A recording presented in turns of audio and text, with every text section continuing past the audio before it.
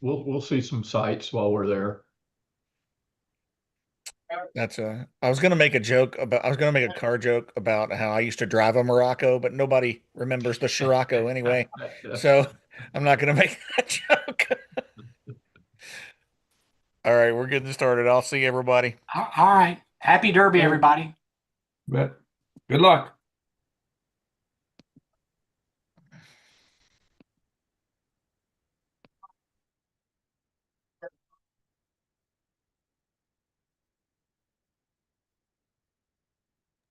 So that was just a tease, I guess. He just walked up there and he was like, what was it? Elvis used to do that. I got you. I didn't even say nothing yet.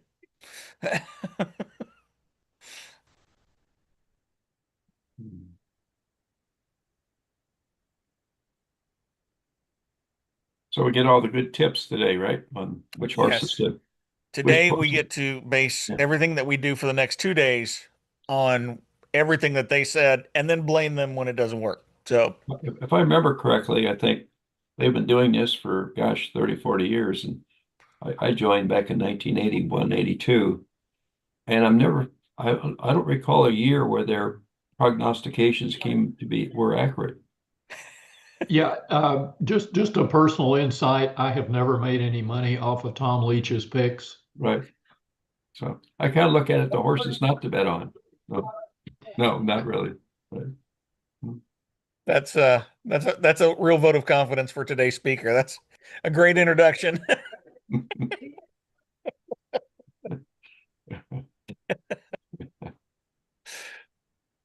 Hey Wally, haven't seen you in a while, buddy. How are you? Hey, doing well. And they're off. That is good. How you doing? Yeah. You doing pretty good? I'm doing great. Well, thank you for I'm gonna being mute here. you and I now. Sorry, welcome buddy. you to We gotta get the started. weekly Okay, no meeting or problem. See ya. nearly weekly We'll see you meeting of the Rotary Club of Lexington. So I appreciate that you're here. I hope you enjoy the show we have for you today. And to kick that show off, let's bring Cheyenne McBride up here and for a little bit of inspiration and the flag and the four-way test. Thank you, sir. Okay, let's do the Pledge of Allegiance first. I pledge allegiance to the flag of the United States of America and to the republic for which it stands, one nation, under God, indivisible, with liberty and justice for all. And the four-way test. Is it the truth? Is it fair to all concerned? Will it build goodwill and better friendships? Will it be beneficial to all concerned? All right, have a seat. But don't get rowdy. I know there's a lot of you. Okay, so I was gonna find something wonderful about Keeneland, but so next week is Teacher Appreciation Week. And if you all don't know, I was a teacher, special ed teacher for 10 years before I went into real estate. So that is where my heart is. So we're gonna talk a little bit about teacher appreciation instead. Okay, next week we take a moment to pause and recognize a group of people who do far more than just deliver a lesson. It's easy to think of teaching as a series of lectures and graded assignments. But if you look closer, you'll see that our teachers are the ultimate multitaskers.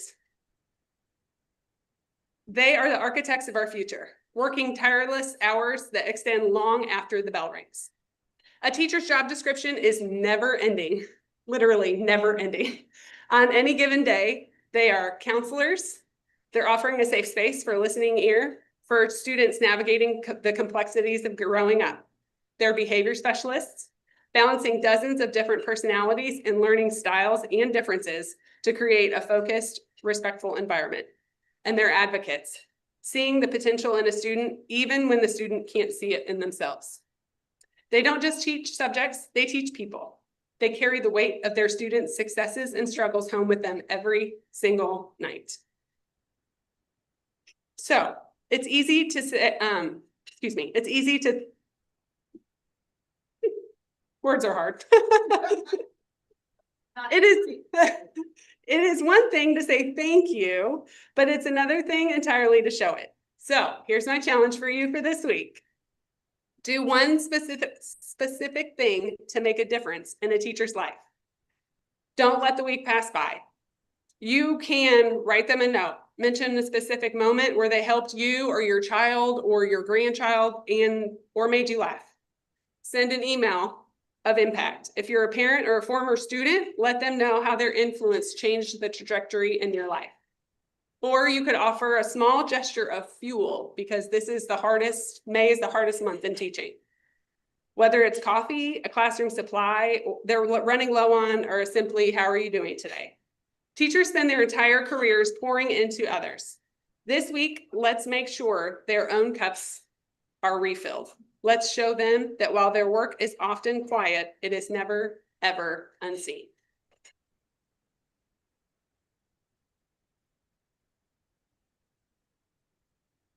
Very good. We're going to do some introductions next of guests. Just so you know, I'm Dean Hammond, your thankful president for this quarter of this year for Rotary, and I appreciate that. And I'll bring Mike Baker up here to introduce our guests.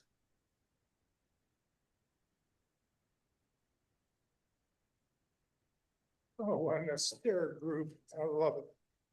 We don't have any visiting Rotaracts today, but we do have a very special former district governor in our crowd. The only thing wrong with him is an Alabama fan. Mr. Keith Key, where are you? Welcome, Governor.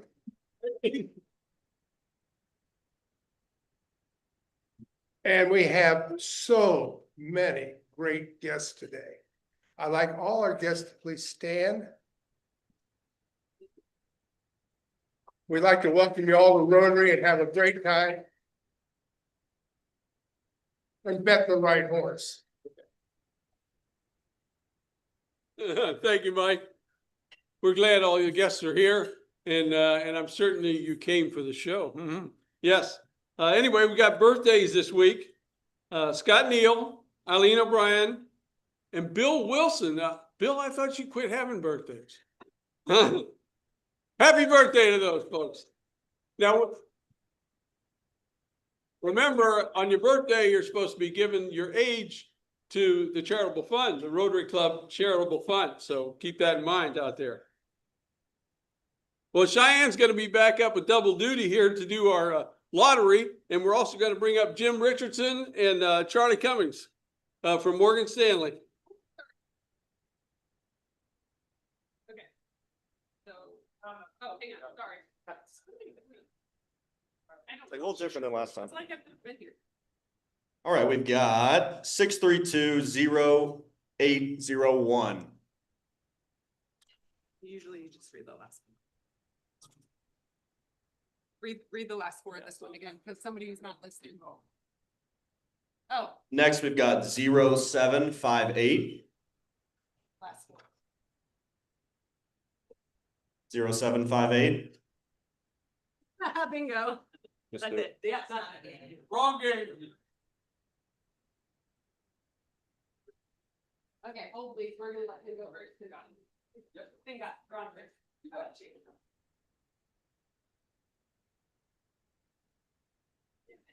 And we're looking for the Ace of Diamonds, and it's $1,152. Looking for the Ace of Diamonds, $1,152.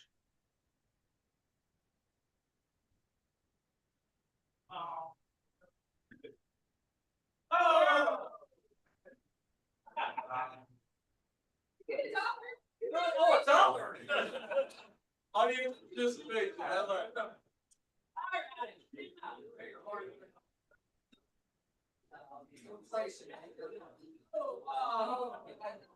All right, great. Better luck on Saturday. So here's my 30 seconds. First of all, if you've not sponsored lunch for a month, I would highly encourage you to do it. We did it primarily because we wanted to support the club, but I got to tell you, having Charlie and Walker up here this last month, imparting some knowledge, it was not my role. But here's what I'll tell you. I've appreciated the texts, the emails, and the phone calls, which I didn't expect. And most of them said, how in the world did you get a bunch of young guys to work with you? Some went back to AARP, which none of you are old enough to get. Had a report years ago, and they said, when you turn 60, you should look at your doctor, dentist, lawyer, accountant, financial advisor, and make sure their team has people 20 years younger than you. Just do the math.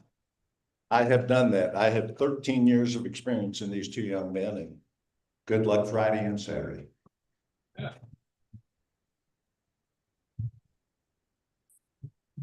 Thank you for sponsoring lunch. Now, you know, one thing Rotarians are good about is being able to adjust rapidly. And this club's no exception to that. And we've had a change in mission, I guess, from the previous nominee for president. And so by him not wanting to continue that way, we had another situation where we had to decide on who might be the president coming after Lyle. And the board got together and made an appointment and confirmed it. And Susie Basham will be the nominee for president. Stand up, Susie.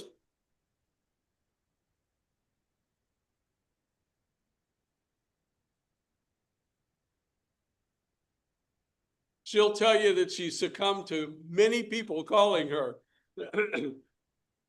A couple other announcements here. Dancing with the Lexington Stars. It's sold out. It's wonderful, but that doesn't mean you can't do something. We need bourbon. We need you to vote for the dancers. Make a donation if you wish, a sponsorship if you wish. And if you want to volunteer, see Susie Basham. Ryla, 2026. Everybody helped do this. We were very successful. We had a total after a few no-shows, and we had 18 kids out there.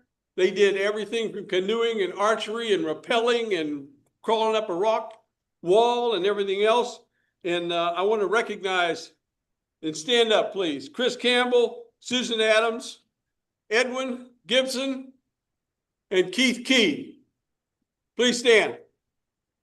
Give them a big hand.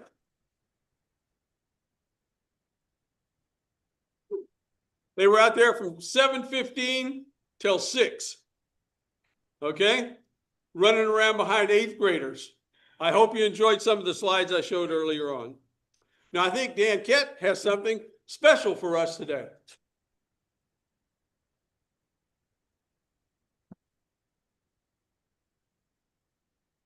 Good afternoon. It's a true pleasure to be here. I know I don't make it to as many meetings as I would like to, but it's an absolute pleasure to be with you this afternoon, both as a military missions board member and as a fellow Rotarian, to present the 2025 Barbara Denson Memorial Volunteer Award. This award is named in memory of Barbara Denson, who passed away in October of 2022. Barbara was the mother of military missions founder Beth Pennington. And from the very beginning, way back in 2004, she stood right beside her daughter, helping build what military missions has become today.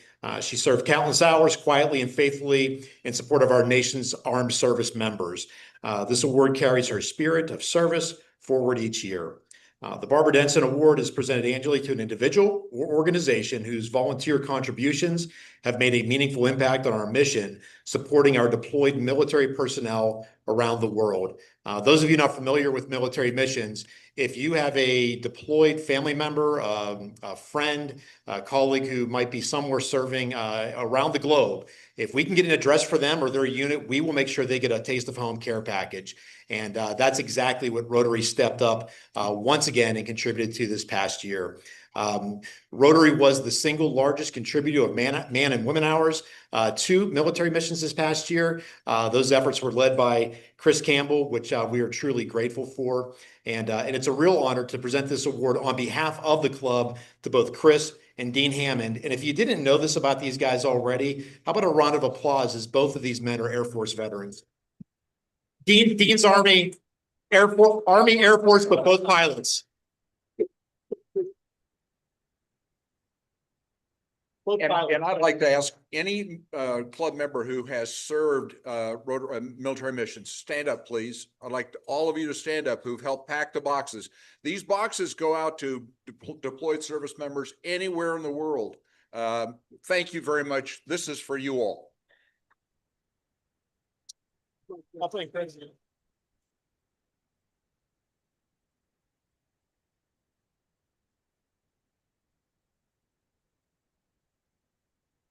Thank you. Thanks very much. Thank you. Appreciate it. Military Missions does a fine job at what they do. And I guarantee you, because I've been there, when you open that package, it's wonderful. Doesn't matter what's in it really, but it's wonderful to hear from back home. So that's really good. Next thing on the agenda is to increase the population of Rotary in this club. And Crystal Newton, I'd like you to come up and introduce the newest Rotarian.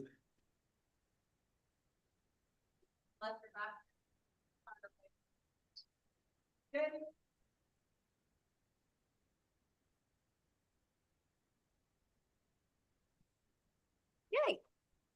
Okay, don't read over my shoulder. Okay. I'm honored that Debbie asked me to introduce her as the Rotary Club of Lexington's newest member. She refused to give me her bio. She said that I should know her well enough to introduce her on my own. So let's see how well I know Debbie Kane. Debbie is actually a retired international home renovation celebrity who turned down her own TV show because it would interfere with her social calendar. Lowe's and Home Depot both have a section named after her, but she prefers to stay humble. She holds the unofficial world record for attending the most events in one business quarter without repeating the same outfit.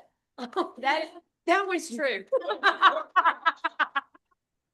Now, while I can confirm some of those things, what I can confirm is that she'll be a true asset to the club. She's the business development manager for Corbin's Flooring on Southland Drive and has spent many years in the furniture, construction, and home design industry. She's a fantastic community partner with volunteer hours deep in the Commerce Lexington Ambassador Committee and the Building Industry Association's nonprofit board, BIA Cares. Most importantly, she's a proud wife to Pat, mom to 3 daughters, and a very active goose to 4 grandbabies. Debbie has been attending the Rotary Morning Mixer since its inception. She's always energetic, positive, and well represents the essence of a member long before she took this step. So we are excited to have you as our newest Rotary Club member. Let's all welcome Debbie Kane.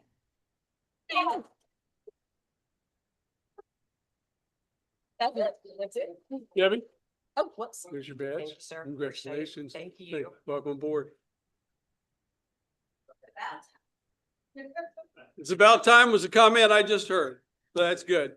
And Tony Barrett now will talk about the newest Rotarian.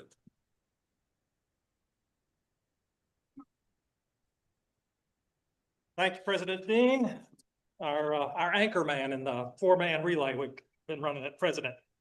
Well, fellow Rotarians, it's my pleasure to introduce our newest member, Jared Millsaps. Jared returns to Rotary following his tenure with the Rotary Club of Cleveland, Tennessee. Jared brings a remarkable combination of military service, academic excellence, and healthcare leadership to our club. A graduate of the United States Naval Academy, he served our country as a Navy SWCC operator and detachment commander in the Naval Special Warfare community, the kind of experience that shapes character and leadership for life. After his military service, Jared earned a graduate degree in finance from the University of Tennessee and channeled that same discipline into healthcare. Over the past 2 decades, he has served as CEO and president of multiple hospitals and health systems, improving culture, clinical excellence, and competitive position everywhere he's led. Today, he serves as president of not 1, but 3 Common Spirit hospitals right here in our region. St. Joseph East, the Women's Hospital at St. Joseph, and St. Joseph Mount Sterling. He is board certified in healthcare management and a fellow of the American College of Healthcare Executives, the field's highest professional credentials. A native Tennessean, Jared is proud to call Kentucky home. He and his wife, Leanne, have been married for over 20 years, have 2 children, and 2 Labrador retrievers who I don't think have executive titles. Please join me in welcoming Jared Millsaps to the Rotary Club of Lexington. Thank you, please.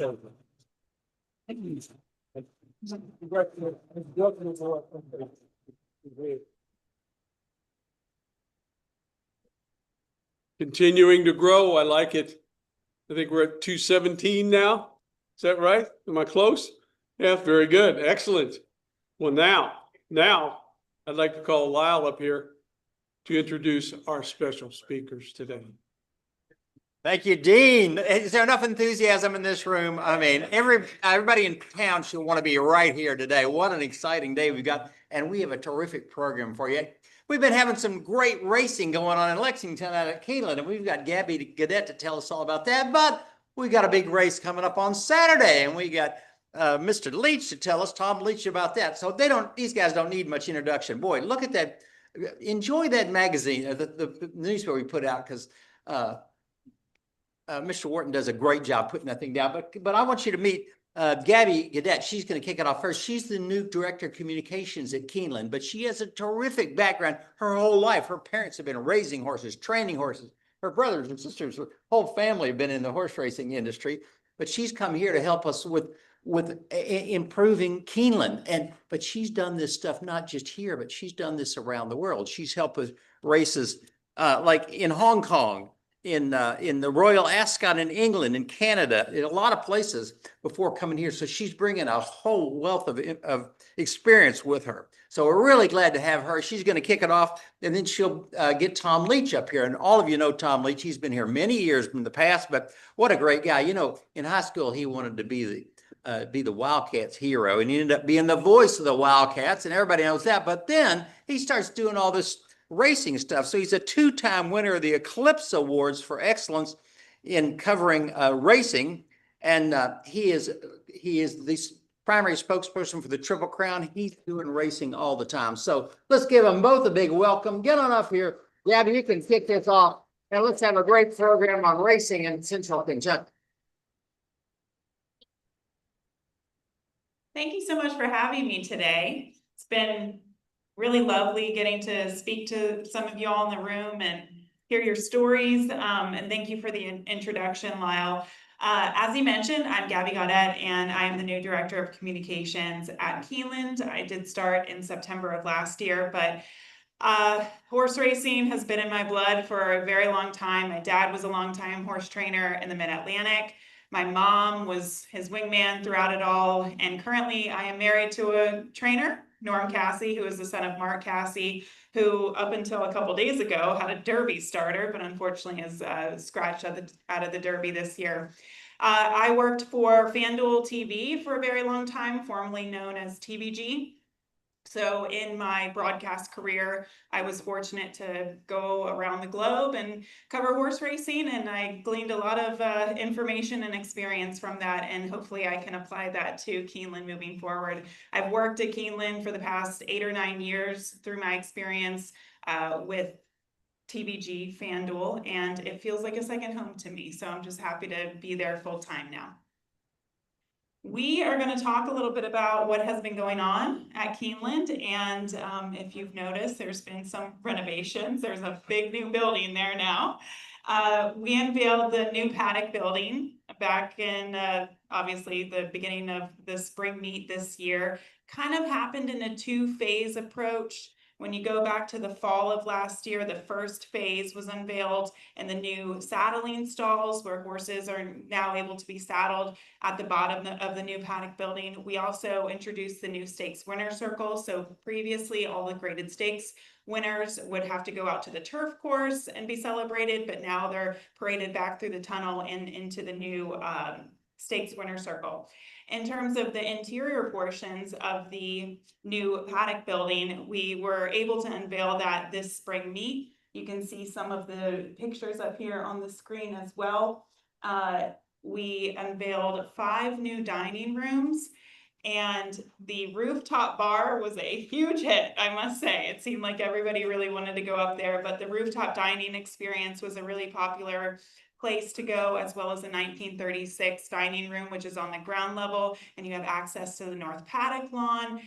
Just really positive feedback, and obviously everybody who was involved in that process did a fabulous job, and we're just really happy to have welcomed everybody out for the spring meet and ramping up for the fall as Breeders' Cup joins us once again. Going back to last fall as well, we had a record sale. The September sale was extremely successful. As you can see, last year, the annual sales from 2025 across 6 sales grossed $836 million.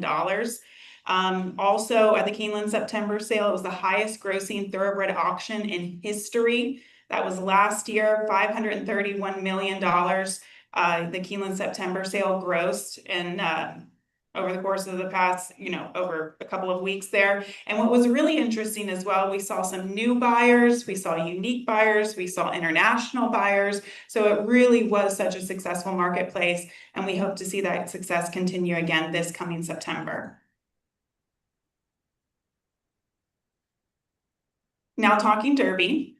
We have seen some Keeneland September grads and horses that have gone through the sales grounds at Keeneland go on to achieve a lot of success, specifically in the Kentucky Derby. So Keeneland sales grads, they have produced 24 Kentucky Derby winners, of course, including Triple Crown winner Justified. This year, we are represented by several grads in the Kentucky Oaks and in the Kentucky Derby. 8 out of the 14 Kentucky Oaks contenders did go through Keeneland sales. You can see Always a Runner, Brooklyn Blonde, Counting Stars, Dazzling Dame, Explora, Lovely Gray, Meaning, and of course, Percy's Bar, which we'll talk a little bit more about her later and all of her success that she's seen. In terms of the Kentucky Derby, we've had 12 out of 20 Kentucky Derby starters go through the sales ring here at Keeneland, including Further Ado. That takes me to our next slide. The spring meet obviously produced 2 winners that are going to be headed to the Kentucky Oaks and the Kentucky Derby. We see Percy's Bar. She won the Grade 1 Ashland for trainer Ben Colebrook, and really incredible connections there. Hat Creek, it's just a bunch of great people, family oriented, and we wish them all the best in the Kentucky Oaks this year. Further Ado, he was incredibly impressive in the Toyota Bluegrass this year. The last time we saw him at Keeneland, I think he won by, maybe 20 lengths, something close to that. And then he came back and won the Bluegrass by 11 lengths. And he is one of the top contenders in this year's Kentucky Derby. Tom, do you want to join me? Absolutely. We're gonna handicap. I come from a handicapping background. I want to talk horse racing. I've got some opinions. I know Tom has some opinions as well. And keep in mind, I think this has been updated, but there have been some late scratches out of the Oaks. Bella Ballerina did scratch this morning. That came out a couple of hours ago. So if you're looking at your programs, they're kind of up to date. I think we did update the scratch of Bella Ballerina. But Tom, I think we should... In full effort. And full effort. Well, and that's in the Derby. But in the Oaks in particular. So Oaks post time, as you can see, 8:40 p.m. on Friday night. I don't even say First time. Prime time for the first time on NBC. Tom, what are your initial thoughts of this year's Oaks group? I like actually an exact of 2 of the Keeneland sales grads. I like Always a Runner is between 2 for my win pick, and it was Always a Runner and Percy's Bar, and I ended up leaning to Always a Runner, who was just incredibly impressive the last time she won up in New York, and she ran 1 mile and an 1/8. So it was only her second lifetime start, and she didn't start until February 6th of this year, but she was being prepared to race last year, and then a couple of setbacks. So she is a horse that made a tremendous improvement speed figure wise from her first start to her second. And I heard an interview with her trainer, Chad Brown, who's one of the top trainers in the world, ironically, has yet to win the Oaks or the Derby. And he has 2 horses, one in each race this year, that each have 2 starts. And he's bucking history in trying to do this, but Always a Runner looks like a runner. And I love the way she won last time. And I heard this interview with Chad Brown where he said she was probably about 75% fit. They were playing catch up to get her to that stakes race, which would hopefully qualify her for the Oaks, which he always had thought she was his best shot to win the Oaks. And she ran so well that they pressed on with the Oaks. And so I just think she's going to improve off that last race. And if she does, I think that maybe takes her above the rest of them. But Percy's Bar to me was so impressive in winning the Ashland at Keeneland that it was kind of a tough call between the 2 of them. And the horse I ran second, Zany, would be my 3rd pick. So I thought the Ashland was a really strong prep. How about you? I agree.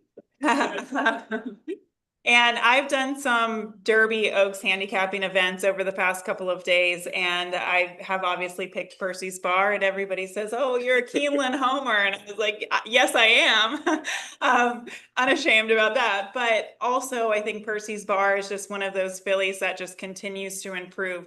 When you see a horse deliver a huge race off of a layoff, one really important thing to notice when they come out of that race is their weight, is their energy, how are they galloping in the morning, how are they working going in, at coming out of that race as well. And she's almost working better out of her race in the Ashland. So it looks like full steam ahead for her going into the Kentucky Oaks. I thought her trainer, Ben Colbrook, did a phenomenal job in getting her ready for the Ashland because, as we all know, it was a very cold winter. And she didn't have the smoothest schedule in terms of her training because of the track conditions and limited training hours as well. And he just did a phenomenal job in getting her ready. And all that said, I think she's going to even improve going into the Oaks. Meaning, I think, is another really important filly to mention, and we'll talk a little bit more about her when we get into our specific wagers. She would be undefeated if she didn't have a trip, in my opinion, if she didn't have a bad trip in the Breeders' Cup Juvenile Fillies last year. She's 3 for 4. She ran 4th in the Breeders' Cup Juvenile Fillies. That's her only loss. And she lost because she got into so much trouble. She was bounced around and she somehow overcame it to wound up finishing 4th. But she has a lot of heart and a lot of grit. And I think she's another really important filly going into the Kentucky Oaks. Kentucky Derby, obviously, around 7 p.m. Saturday at Churchill Downs. And just generally speaking, Tom, I'll give my quick thoughts about the field in general. Last year, when I was looking at the field, I really thought it was sovereignty or journalism. And I'm not just saying that because hindsight is 2020. I loved sovereignty. He just looked like a man among boys. He was physically imposing. He just had the mentality. He was just so wise beyond his years. Last year, it looked like there were 1 or 2 horses that clearly stood out. This year, I can't say that. I truly think that any horse in this year's Derby could win. That said, Tom Leach is going to give you that horse. Well, I'll take for the Bluegrass. I'll take the house horse criticism since I also work for Keeneland and I like Further Ado in the Bluegrass. But I think he was incredibly impressive and when he won the Bluegrass Stakes. And people will look at one of the knocks on him, well, he's just a Keeneland horse. He just loves Keeneland. He's better at Keeneland than he is anywhere else. And by the numbers, that appears to be true. But when he ran his race at Keeneland last fall, he had run twice going shorter. And the trainer, Brad Cox, always thought he was going to be at his best running long. So the race at Keeneland was his first chance to run longer. And so was it Keeneland that moved him up, or was it the opportunity to do what he was bred to do? So then he comes back to Keeneland and runs another spectacular race in the Bluegrass. But it was the second race off a pretty lengthy layoff. So he had laid off from late November when he won at Churchill to a race at Tampa that he wasn't fully cranked up for. And then it was just natural that he would improve off that race. And so he did that in winning the Bluegrass Stakes. So I'm sure he certainly loves the track at Keeneland, but I don't think it's just that. I think there were other circumstances at play that produced his improvement along with just an affinity for Keeneland's track. So it's going to be one of those races. In 2001, Bob Baffert acquired a horse named War Emblem, and he had just won the Illinois Derby at Hawthorne in Chicago, and he had, I think, 112 buyer speed figure, and it was way better than anybody else's. But nobody thought it was real. They thought it was fraudulent because he had raced against lesser competition up at Hawthorne. And so even though it was Bob Baffert, the horse went posted over 20-1 and went to the lead, and they never caught him. And in the rearview mirror, where we were all excellent handicappers, it was like, it's the highest speed figure in the race. How do we not bet the horse? That's Further Ado in this race. It may be that simple on Sunday morning or Saturday night. You look back and it's like, how did we not bet this horse? So I think there's a lot to like about him. Every horse that is a top contender for me in my top group, I can have a little bit of a question mark. You know, he ran so well at Keeneland. Could he regress a little bit and somebody that's improving get up to him and beat him. But I have questions about everybody, at least to a certain extent. So I just kept coming back to Further Ado. I just think on his best day, his best race is the best of the group at this moment. So that's how I ended up on Further Ado. How about you? Well, we're going to show you, but one thing to keep in mind as well, although Further Ado has run very well at Keeneland, he's also won at Churchill Downs. He won the Kentucky Jockey Club when he was 2. And I think the ability to show his affinity for both tracks really, really moves him up in my book. That said, I did not pick him. I went with a horse by the name of So Happy. And from a handicapping standpoint, I'm really going to be looking at the odds, because there is a storyline that I think NBC, local news, many people will be following going into this year's Derby. So Happy's trainer, Mark Glatt, he lost his wife earlier this year in February, very unexpected. And she was very involved in the operation in his stable as well. And it has been really hard on him. It's been really hard on his staff. And it's kind of a heartbreaking story. But at the same time, I think So Happy has been able to provide some happiness to both Mark and his family and his stable. So that is going to be a huge storyline, obviously, going into this year's Kentucky Derby. But all that aside, I like the horse because he is a blue collar horse. He doesn't have a flashy pedigree. Many of these horses in here have, classic type of pedigrees. He's by Run Happy. You don't typically think of a Run Happy horse that would go the distance of the Kentucky Derby. He's not the most physically imposing horse either. I was actually out at Churchill Downs this morning, and he's not grand looking by any means. And his rider, Mike Smith, has also mentioned that as well. But he's not a flashy workhorse in the morning, but when the gates open, he knows exactly what he needs to do to get it done. And he won the Santa Anita Derby last time out. He beat Potente, who's Bob Baffert's runner in the Derby on Saturday. And I love that type of grit in a Derby horse, because you're not going to get the most perfect trip. You're going against potentially 19 other horses. And so you kind of have to have the desire to win. And I see that with this little horse. Not to mention Big Money Mike. They don't call him Big Money Mike for nothing. Mike Smith, he's going to be riding in his 29th Kentucky Derby, which is incredible. So he's going to be the top play for me. And, we lost our little, I don't know how to go back there. You take it back down. Okay. Well, I think you guys have all the updated picks in the pamphlet that you have in your hand. But in terms of wagers, so it's one thing to talk about who our top pick is and who we like, but it's another thing to talk about how to bet the Kentucky Derby, because you might have the right idea and just the execution is off. So Tom, I'll let you start in how do you go about betting the Derby this year? Okay, I would bet, because at the Derby, whoever's the favorite's probably going to be 5-1. So you'd get $12 back on the favorite, which doesn't usually happen in a given race. So if you have a strong opinion, I will bet to win on Further Ado, because you'd hate to pick the right horse and then not cash anything because you chased exactas and trifectas and other things. And then otherwise, I would take a 5-horse exacta box. I've got my top 4 are Further Ado, Chief Wallaby, Commandment, and Renegade. And those are all in the top 5 to 6 choices in the betting.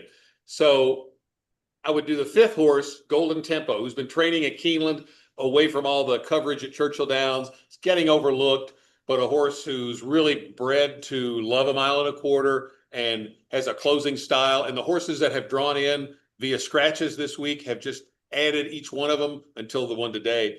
Oselli's not going to add much speed, but the others that were drawn into the race because of scratches, each one added a little bit more speed. That just helps the chances of a horse like Golden Tempo, and he'll be a huge price. So do those 4 favorites and Golden Tempo in an exacta box, and if you can get Golden Tempo to win it or just run second, it would be a really nice exacta for that one.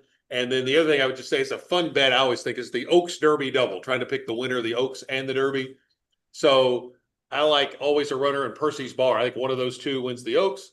And then I'd probably use my top 5 in the Derby. And so that'd be 2 times 5, be $20 for $2 to do an Oaks Derby double. Gabby?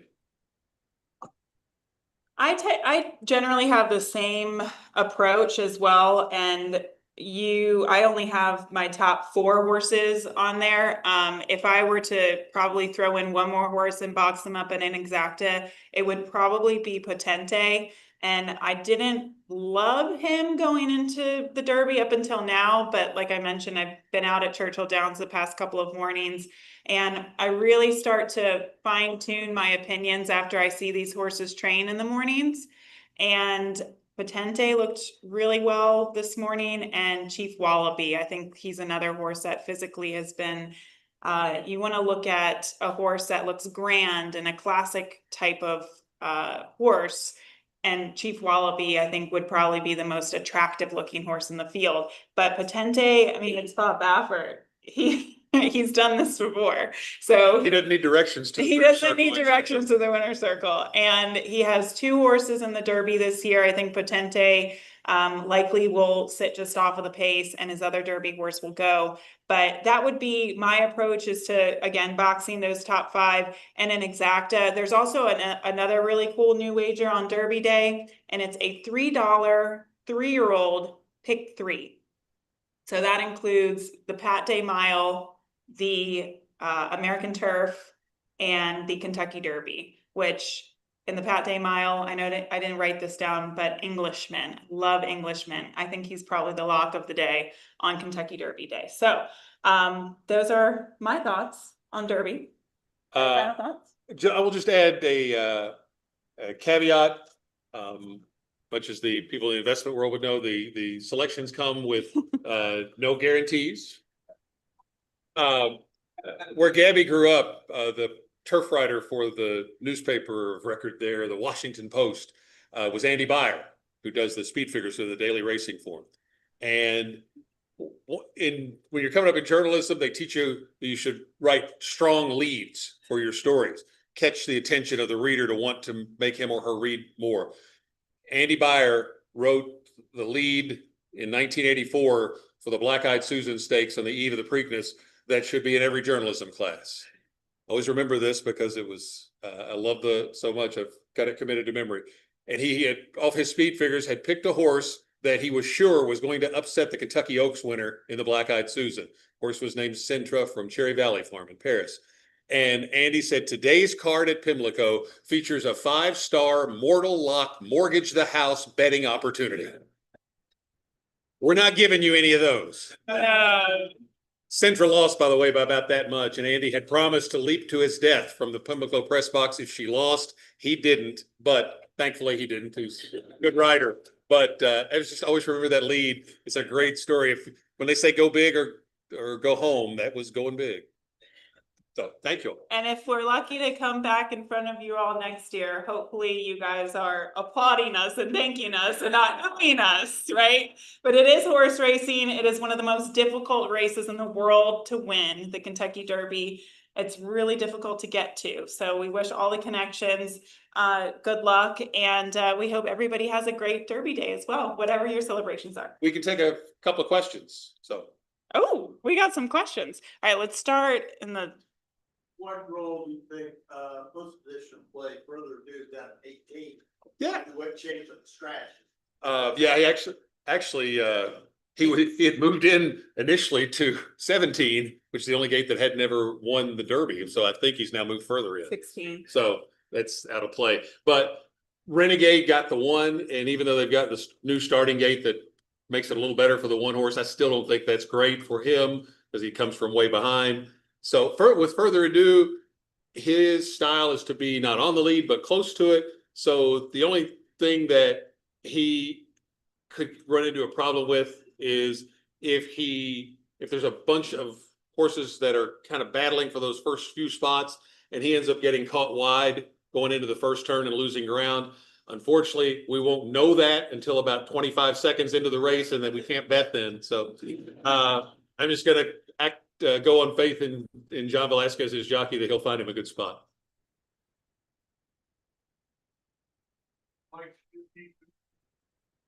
Great question.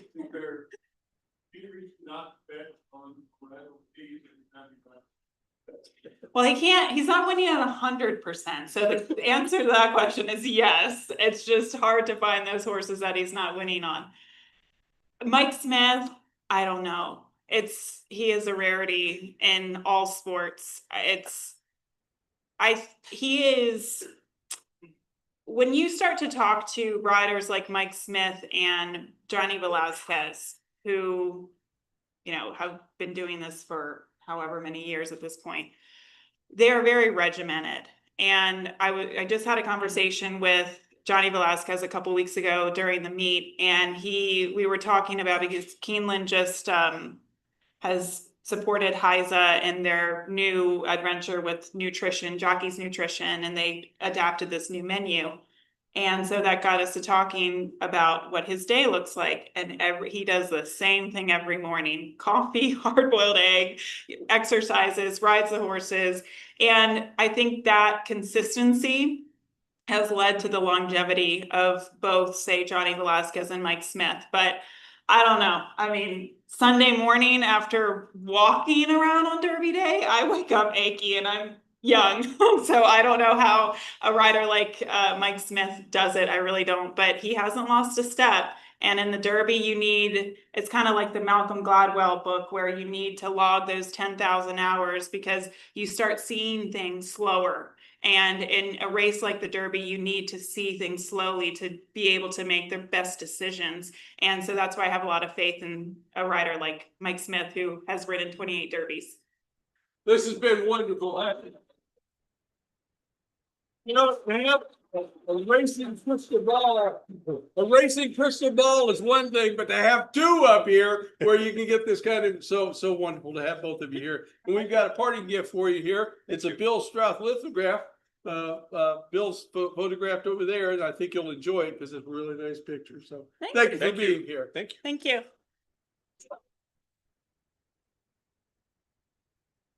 It's wonderful to have you here. It's great to see you. One thing I did want to note, Gigi Gridley and Aging with Grace was a gold sponsor with the Dancing with the Stars. And I just wanted to mention that as well. It's on my notes and I missed it. So appreciate that. And we'll see you. Yes, sir. One last thing. We got another race, a worldwide race to eliminate polio, and we're going to hear all about it. And it's a big thing for Rotary. And if you don't know about it, man, you need to be here. It's going to be a great. And wear your polio pin. We're adjourned, folks.